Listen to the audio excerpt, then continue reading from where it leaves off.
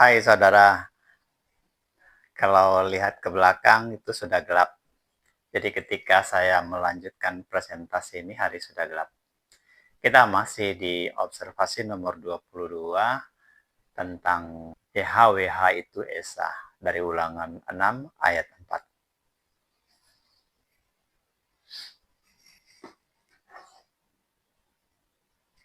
Kita sekarang ada di sini di nomor 6 ya, bagian 6. Saya bawa Anda ke sini. Ya, kita sekarang di ronde ketiga. Pertanyaan di sini adalah, jika demikian, apa arti Esa menurut Musa? Tapi kita belum jawab karena masih belum lengkap. Kita masih harus mencari kehendak Allah lagi di sepanjang kejadian itu.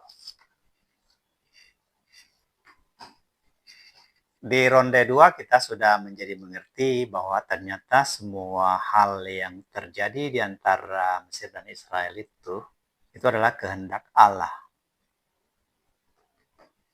Hal yang dikehendaki si YHWH, Allah Abraham, Allah Ishak, Allah Yakub itu ialah membuat kita sadar dirinya adalah Allah di atas segala Allah.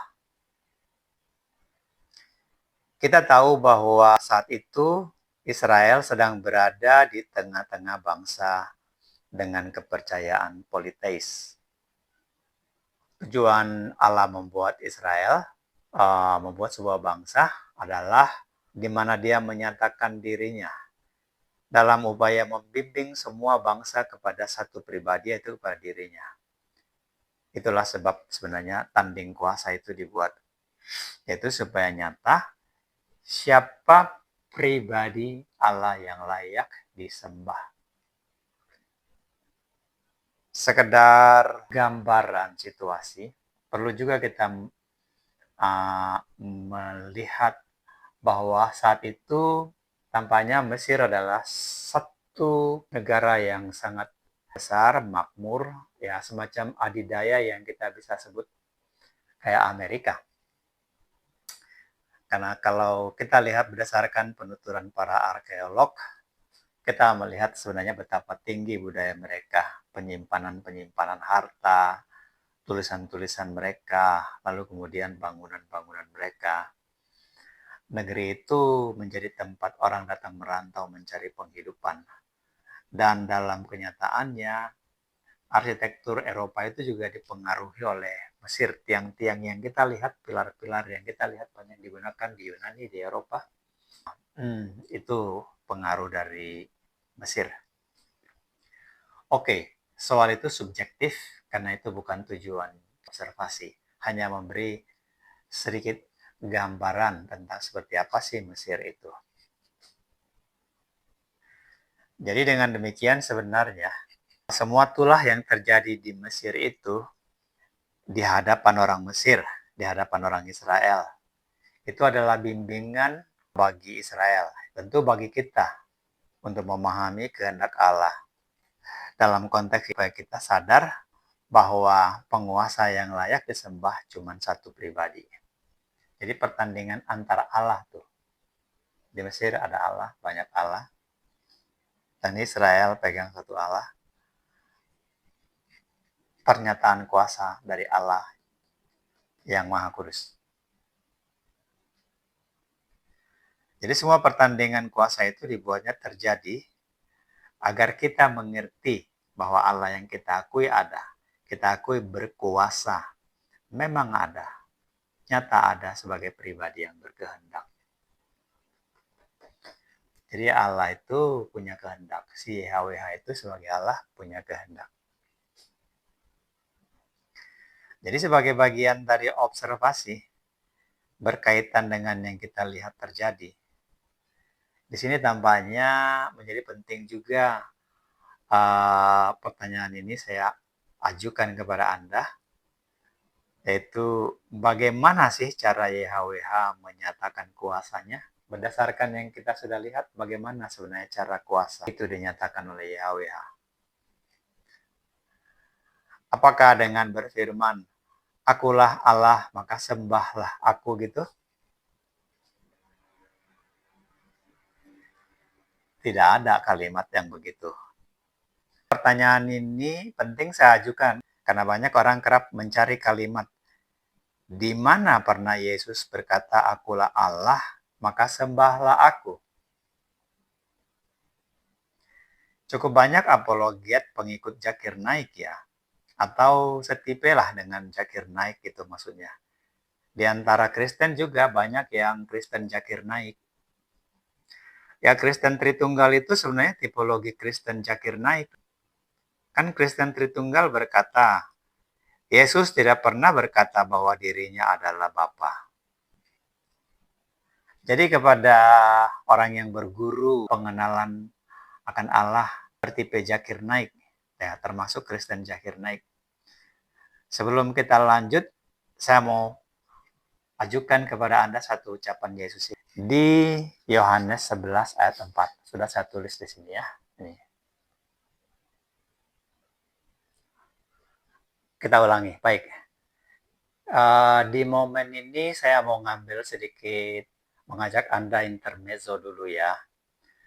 Ini intermezzonya untuk memahami kehendak Allah dengan cara membanding cara YHWH menyatakan siapa dia dan apa kehendaknya, seperti yang kita lihat dan dinyatakannya dengan kejadian di Mesir, dengan cara Yesus.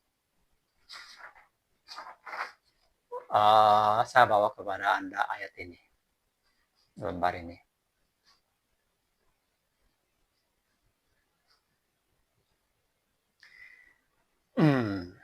Dalam intermezzo ini, saya ajak Anda berpikir secara semiotika.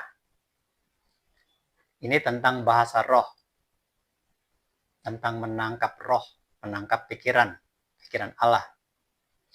Seperti yang pernah saya urai di observasi nomor 1, Anda boleh lihat observasi nomor 1 di YouTube. Pikiran itu sama dengan roh. Kalau untuk antara kita sebut pikiran, tapi kepada Allah kita sebut roh karena Allah itu roh. Jika saya pakai kata pikiran itu berarti kognitif. Tapi kalau kita pakai roh itu holistik. Selebihnya Anda boleh simak presentasi saya di nomor 1 ya, observasi nomor 1. Nah di sini nih, saya bawa kepada Anda 2 ayat. Satu ucapan dari Yesus, satu dari Rasul Paulus, seorang Yahudi Tulen. Saya bacakan dulu ucapan Yesus. Di Yohanes 14 ayat 11 tercatat Yesus berkata, "Percayalah kepadaku bahwa aku di dalam Bapa dan Bapa di dalam aku. Atau percayalah karena pekerjaanku." Maksud Yesus di sini adalah kalau Anda tidak percaya bahwa dia adalah sang Bapa itu sendiri. Karena sama seperti aku di dalam presiden, presiden dalam aku. Ucapan Prabowo tentunya begitu, bahwa untuk menyatakan bahwa dia adalah presiden. Yesus bilang di sini, ya kamu lihat aja pekerjaanku. Dari yang kukerjakan sebenarnya kan kamu tahu siapa aku. Dari mana saya bisa tiba pada kesimpulan teologis yang demikian? Dari sini. Dari yang dikatakan oleh Paul, dia memahami. Karena dia ahli bahasa roh. Oke, saya terangkan ini kepada Anda. Dia bilang begini. Kerajaan Allah bukan terdiri dari kata-kata semata, tapi dari kuasa. Atau kerajaan Allah atau pemerintahan Allah bukan terdiri dari firman-firman semata, tapi dari kuasa. 1 Korintus 4 ayat 20.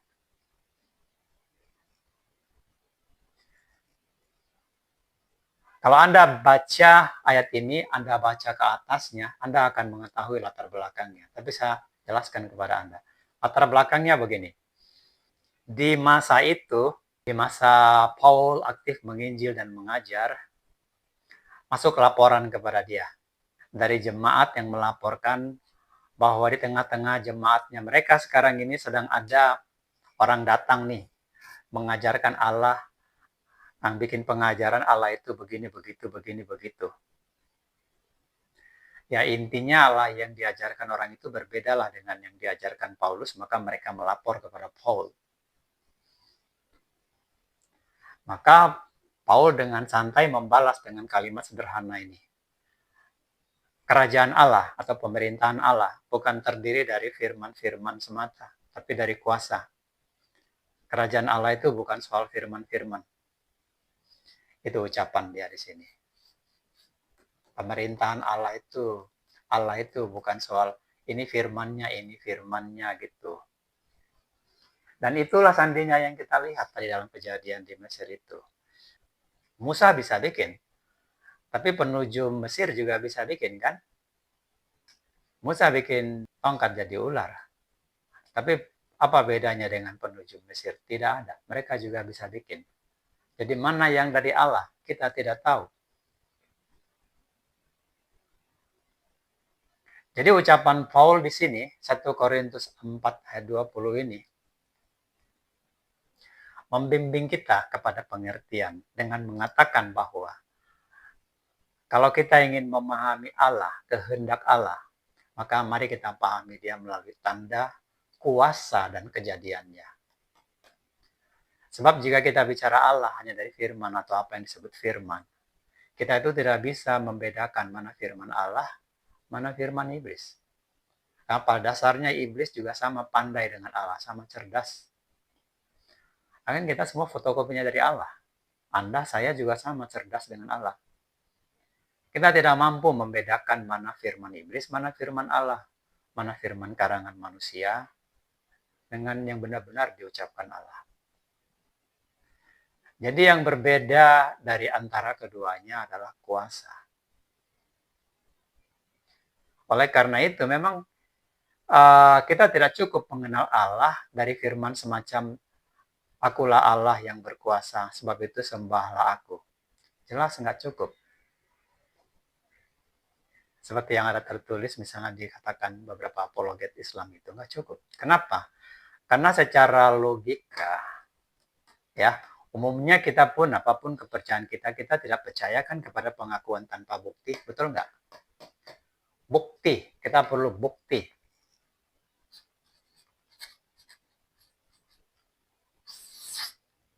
Firman Allah tanpa bukti kuasa itu memang patut diragukan.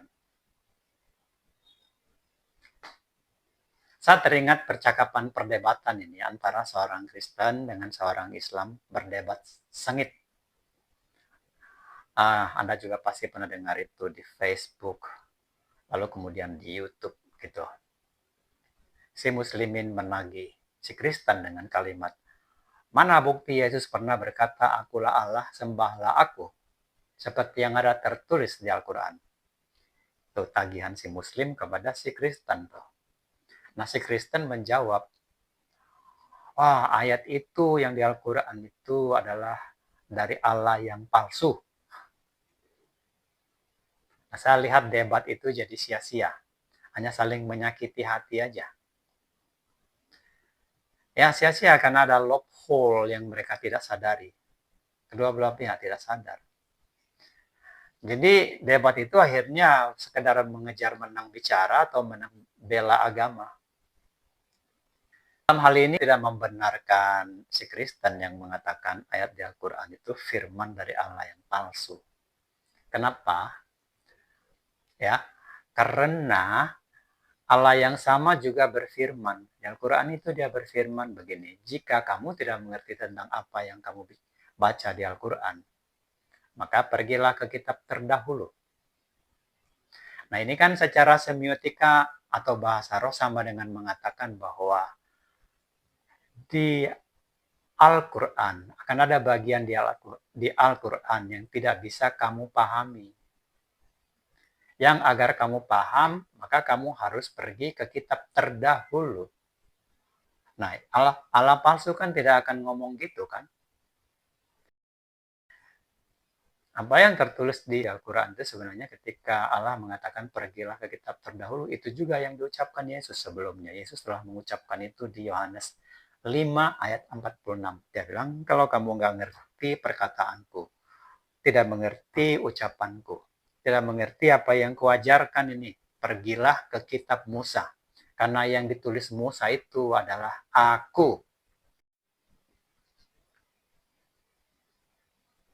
Yang jika kita perhatikan kesamaan dua perintah itu, Allah di Al-Quran berkata, pergilah ke kitab terdahulu. Yesus berkata kepada murid-muridnya dan kepada guru-guru Yahudi yang bertengkar dengannya soal-soal pengajaran. Dia berkata kepada orang-orang Yahudi, kepada Farisi,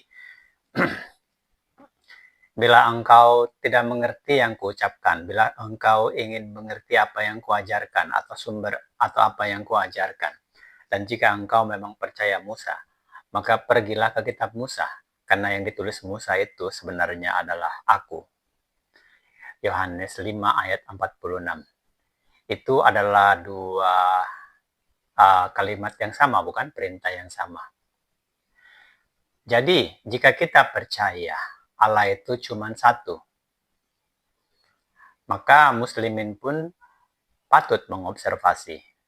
Setidaknya mengobservasi, menyelidiki untuk diri sendiri. Apakah Yesus yang mengucapkan kalimat itu di kitab terdahulu, yaitu di kitab para rasul, murid-murid Yesus, itu adalah pribadi yang sama dengan Allah yang mengucapkan itu di Al-Quran atau bukan? Sangat patut diobservasi. Jika Allah itu memang pribadi, karena bisa berfirman, maka memang barang tentu pribadi dong. Siapakah pribadi dari Allah dalam Islam?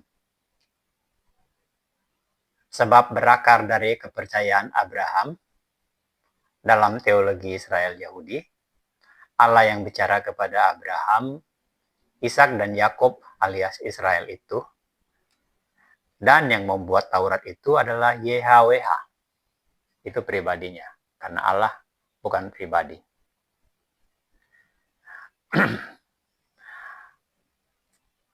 Di nomor depan, ya, topik diskusi di sini, observasi di nomor ini memang menjadi menarik karena di depan kita akan tiba di membuka atau menyingkap satu encrypted message yang sangat padat.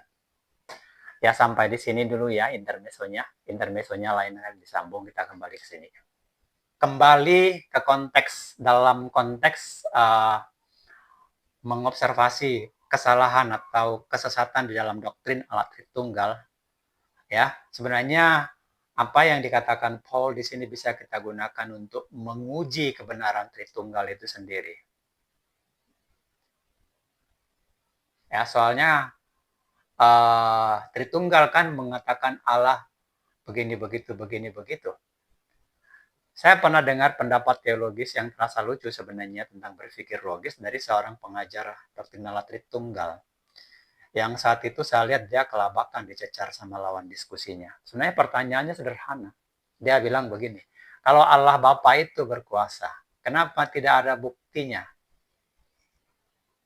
Sederhana tapi tepat sasarannya, bukan? Bukti, kalau Allah itu harus ada bukti. Lalu lawan bicaranya, dia bilang lagi, di antara tiga Allah ini yang berkuasa, terbukti berkuasa adalah Yesus. Yang dua lagi, dia bilang, tidak ada bukti kuasanya. Tidak ada bukti eksistensinya. Benar dong, mana mungkin Tritunggal bisa menyangkal itu? Apa buktinya Allah kuasa si Bapa itu? Dan Yesus berkata, ada satu ayat yang harus kita ingat dari ucapan Yesus yang berkaitan dengan tentang menandai orang dari kuasanya. Maksud saya menandai Allah dari kuasanya. Dia katakan begini, jangan kamu takut kepada mereka yang dapat membunuh, jangan kamu takut kepada mereka yang dapat membunuh tubuh, tapi tidak berkuasa membunuh jiwa. Tapi takutlah kamu kepada dia yang berkuasa membunuh tubuh maupun membunuh jiwa. Maksud Yesus di ayat itu adalah, berarti siapa Allah tidak bisa dibedakan dari firman, tapi dari kuasanya. Itu intisarinya. Tidak bisa dibedakan dari firman, hanya bisa dibedakan dari kuasa. Jadi di sisi lain juga maksud Yesus itu mengatakan, ya cuma gua yang bisa kasih hidup, kok lu kagak percaya sih, gitu. Ini di sini begitu, percayalah kepadaku. Cuman gua yang kasih hidup, kok lu kagak mau percaya gitu loh. Yang lu cari tanda apa lagi? Baik, bagian ini sudah selesai, kita kembali ke sini. Ya, di sini ya, kembali ke sini lagi.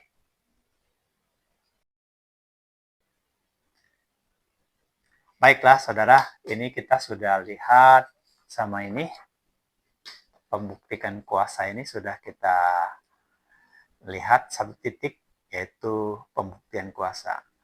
Tapi belum selesai, kita harus cari lagi apa kehendak Allah sehingga Musa memberi doktrin kepada mereka.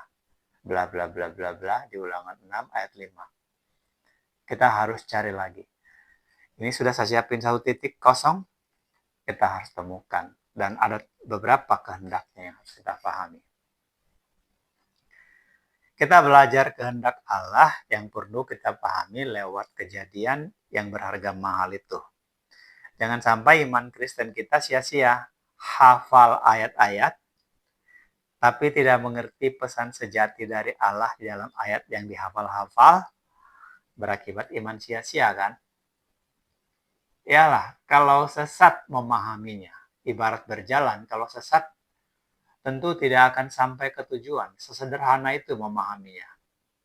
Allah itu baik, maka disediakannya jalan. Tapi kita nggak mau datang kepada jalan itu. Allah itu pasti baik. Tapi dia tidak bisa menuruti kemauan kita. Kita yang harus menuruti kemauan dia, kehendak dia. Dia maunya begitu, itu yang harus kita ikuti. Baik, kita teruskan di ronde 2. Kita lihat Israel sudah sampai di titik siap menyeberang ya ke Mara. Ya, di sini. Dari Rameses mereka ke Sukot, dari Sukot ke Etam, dari Etam ke Migdol, dari Migdol ke Mara. Di Migdol mereka dicegat oleh tentara Mesir.